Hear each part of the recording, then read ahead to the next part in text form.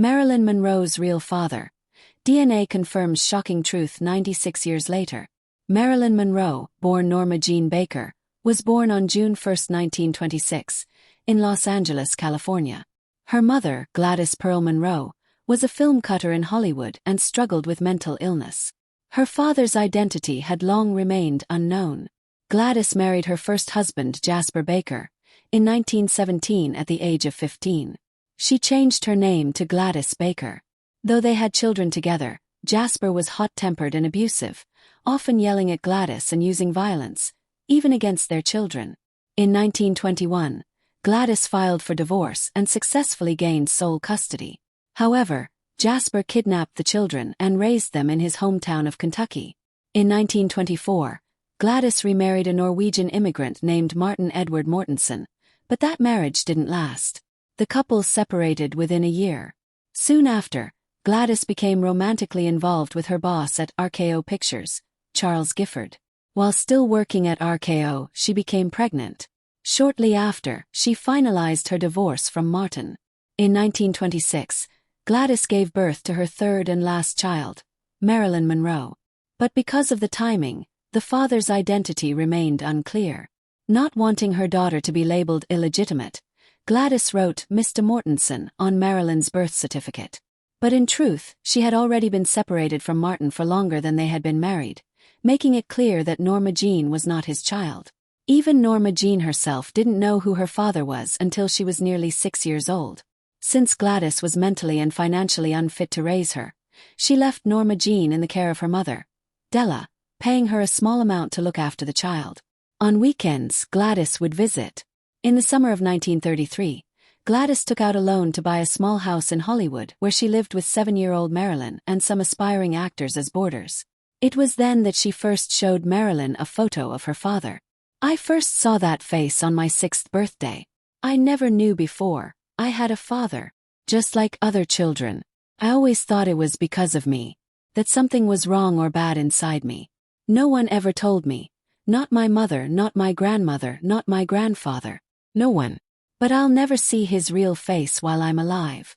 I think I'll die before that ever happens."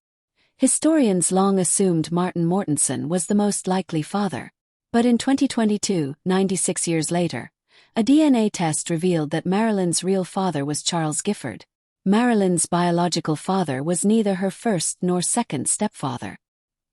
He was the man Gladys had dated during her separation from Mortensen. This long-standing mystery was finally solved through a documentary released on the 96th anniversary of Marilyn's birth. Charles Stanley Gifford, Gladys's former boss at the Hollywood studio, had once been passionately in love with her. But when he learned of her pregnancy, he demanded an abortion. Gladys, hoping for a future with him, gave birth to the baby alone. Gifford abandoned her and refused to acknowledge the child. Marilyn reportedly longed for her father's presence. While her mother was unfit to raise her, Marilyn's early childhood was relatively stable and happy. Still, she often asked why she didn't have a father and struggled with a sense of emotional emptiness. In January 1934, Gladys was officially diagnosed with schizophrenia and paranoia. Within a few months, she was institutionalized in a psychiatric hospital. At just 8 years old, Marilyn became a ward of the state. Her mother's friend, Grace Goddard, was assigned as her guardian. Sadly, Marilyn's life from that point onward was marked by trauma. For 4 years, she was shuffled between unstable homes and experienced sexual abuse. When she reached her late teens, Norma Jeane tried to find her father. Just 2 hours from where she lived, Charles Stanley Gifford was running a dairy farm and had remarried a woman named Maribel. But when Norma Jeane contacted him, he coldly refused to meet her, saying, "I'm not interested." In 1952, now known as Marilyn Monroe and gaining fame, she called him again. His response was still harsh. "Kid, I'm remarried now and have a family. I have nothing to say to you. If you call again, I'll get my lawyer." Despite the rejection, Marilyn desperately wanted her father's acknowledgement. She once even told a friend that she wanted to wear a wig, seduce her father, sleep with him, and then say, "So how does it feel to have sex with your daughter?" Her desire to become an actress was rooted in her childhood. In one foster home, she was often sent to the movie theater so the family could be alone. Marilyn spent hours alone in the dark, lost in the stories on the big screen. The world around me was so bleak that I didn't like anything. When someone told me what acting was, I was happy. I wanted to be an actress. I loved being a small child alone in front of a giant screen. 찰즈 기퍼즈's son from his first marriage was reportedly furious when he learned from a magazine that his father was Marilyn Monroe's biological father. The DNA test had been conducted using hair from Charles Gifford, which had been illegally obtained by funeral director Alan Abbott. It was compared with genetic material from Gifford's granddaughter. The result was clear, it was no rumor but the truth. In an interview, Gifford's granddaughter said, "We've known for a long time. Charles Gifford lived a quiet life operating a dairy farm and was reportedly a kind and gentle grandfather to the children of his first marriage. But he had avoided the daughter who had spent her life trying to find him. Only on his deathbed did he say, 'Now I want to see her.'" Marilyn's reply? "It's too late." A year later, Marilyn Monroe died under mysterious circumstances. Charles Gifford outlived her by 3 years.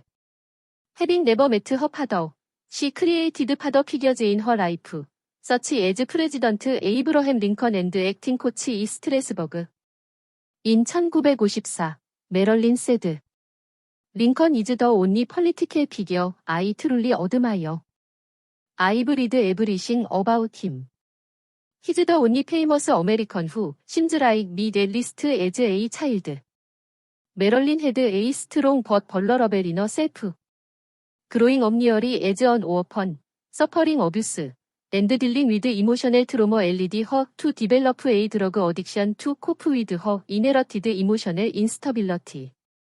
She was deeply kind to those who truly understood and appreciated her, especially in contrast to the film industry that only valued her looks. Even in the face of extreme racism at the time, she was praised for her respectful and polite demeanor toward fans of color and during visits to countries with people of color. Far from just being a sex symbol or dumb blonde, Marilyn Monroe was a bold, independent woman.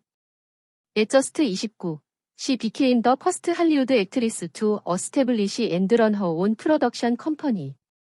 She actively supported sensitive causes of the 1950s and 60s like civil rights and anti-nuclear movements.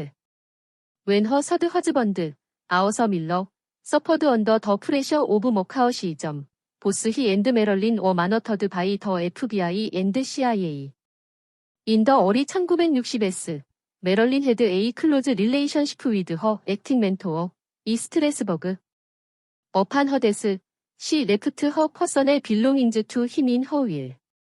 Norma Jeane's heartbreaking life was fictionalized in Joyce Carol Oates' novel Blonde, which was later adapted into a film starring Anna de Armas as Marilyn Monroe and Adrian Brody as her third husband, Arthur Miller. If you found this video helpful, don't forget to like, subscribe, and turn on notifications.